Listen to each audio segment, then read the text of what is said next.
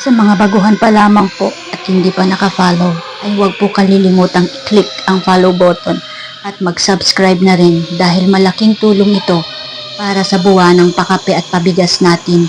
At huwag na rin pong skip ang ads dahil makatutulong rin ito para sa isang scholar natin ng year 2024 to year 2025. Ang mga kwento, tula, hugot, inspirational and motivational quotes na inyong maririnig dito sa aking channel ay pawang likhang isip lamang ng malikot at mayaman kong imahinasyon bilang isang manunulat. At dito ko sisimulan ang ating kwento. Na pinamagatang ang dayuhan sa bayan ng San Juan. Sa bayan ng San Juan, may isang dayuhang babae na dumating kailan lang. Tahimik ito at hindi nakikisalamuha sa mga kapitbahay. Dahil dito ay naging tahimik na usap-usapan siya ng lahat. Halos lahat ng kilos niya ay bantay sarado ng mga tao. Lalo na ng mga pansin nilang maalis ito at nawawala tuwing gabi. Ang mga residente ay nag-aalala at nagsimula ng mag-isip ng hindi maganda dito. Lalo na may nabalitaan na silang isang buntis ang natagpo ang patay. Sa kakahuyan sa karapid na yun. Isang gabi, nakita ni Mang Juan ang babae na naniniktik sa kanyang anak na si Jacqueline na nagdadalang tao. Ang dingding nila ay yari sa pawid at mula sa maliit na butas nito ay pilit na sinisipat ng dayuhang babae ang figura ni Jacqueline. Nalubhang ikinagkilabot ni Mang Juan. Agad siyang tumakbo palapit sa dayuhan at sinigawan ito kung anong ginagawa nito sa lugar na iyon. Naglaki ang mata ni Mang Juan nang lingunin siya nito na naglilisik ang mga mata at naglalaway. Kakaiba ang itsura ay sa karaniwang tao. Dahil dito ay napasigaw si Mang Juan ng may aswang. May aswang, may aswang! At tumakbong papasok sa loob ng bahay nila. Nakumuha ng atensyon ng anak niya at napalabas ng silid nito. Dahil dito, nabulabog ang aswang at tumakbo sa kakahuyan palayo. Hinilingan ni Mang Juan si Jacqueline na huwag lalabas at hihingi ito ng tulong sa kapitbahay na may kalayuan na kalahating kilometro. Nagpunta si Mang Juan kay Aling Maria, kilalang isang albularya at manggagamot na may alam sa mga pamamaraan ng pamuksa sa aswang.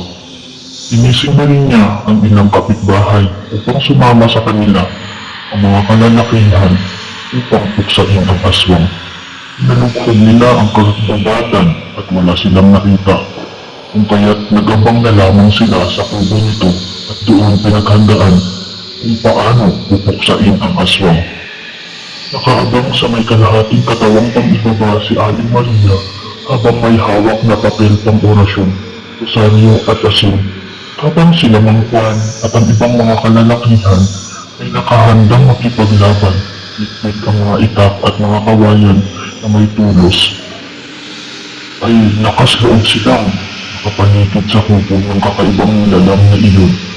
Sabi ni Aling Maria, bago sumikat ang araw ay babalik ito sa katawan niya, kaya doon sila maghihintay ng pagkakataon.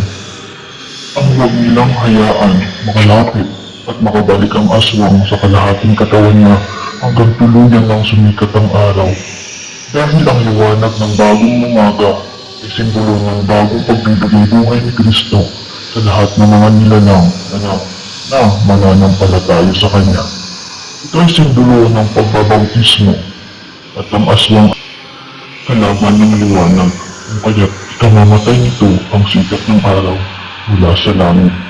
Dumating na nga ang inaasahan nilang aswang, subalit mas maaga kaysa inaasahan nila. Sisikat ang araw ay mga bago mag-alas 6, subalit wala pang alas 5 ng umaga ay naririyan na siya.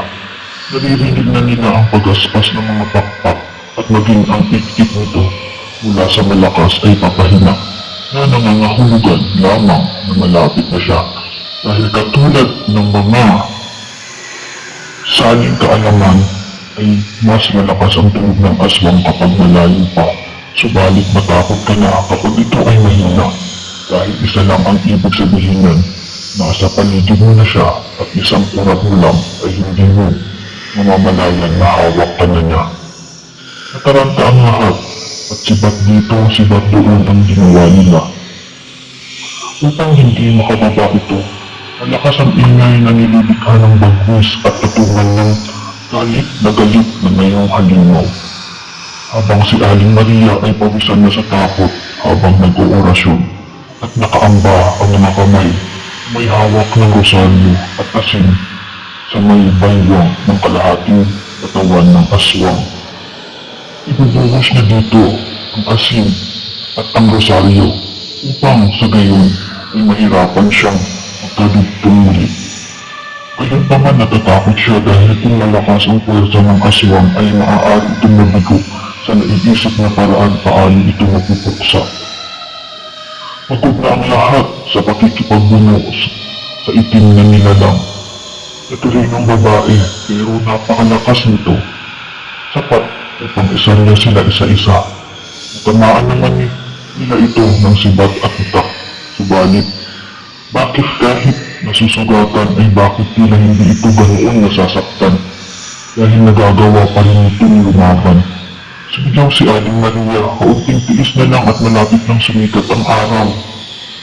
Kasalukuyang nakakaiwas pa rin ang aswang sa mga ilang sibat at halos ubos na rin ang lakas ng mga kalalakihan na sugatan na ang ilan dahil sa tama ng pakpak ng aswang sa kanila.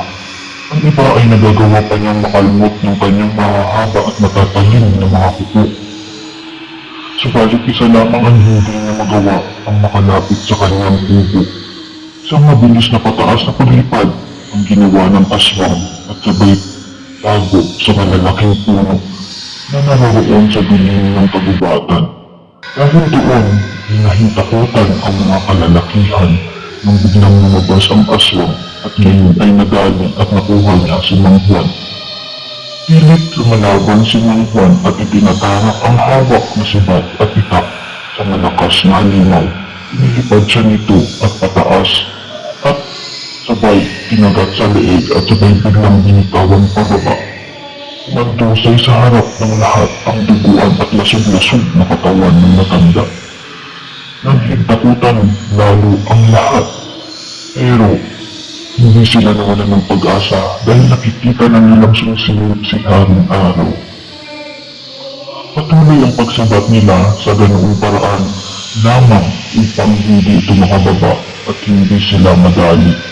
At nagbubuelo na muli ang aswang upang makalipad pataas upang salakayin ng kalalakihan, subalit sa pagtangka ng iyon ay sumambulat sa mukha nito ang nakasisilaw na sikat ng araw. Nasaksihan ng lahat kung paano sumabog at sumambulat ng pira-piraso ang katawan ng aswang. Habang si Aling Maria ay tinatapos ang orasyon at ibumuhos ang asin at rosaryo sa kalahating katawan ng aswang. Dahilan upang umusok ito at umapoy hanggang sa tuluyang nasunog at naging tabo at tulad ng mga nangyayari sa nagkapira-pirasong katawan ng aswang sa labas ng bahay. Sa tulong ni Aling Maria at ng mga kalalakihan, nagkaisang puksain ang aswang ay napatay nila ito.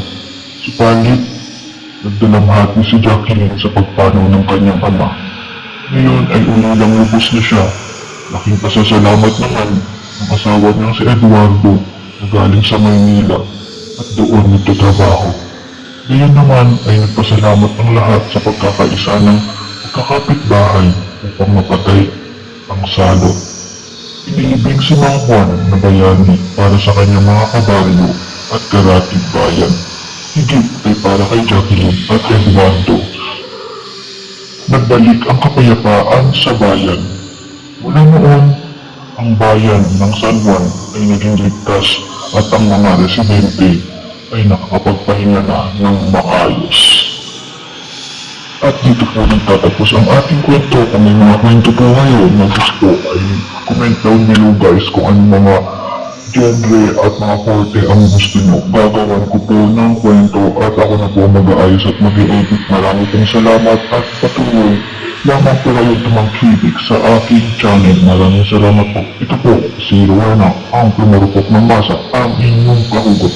Keep safe mga karupoks and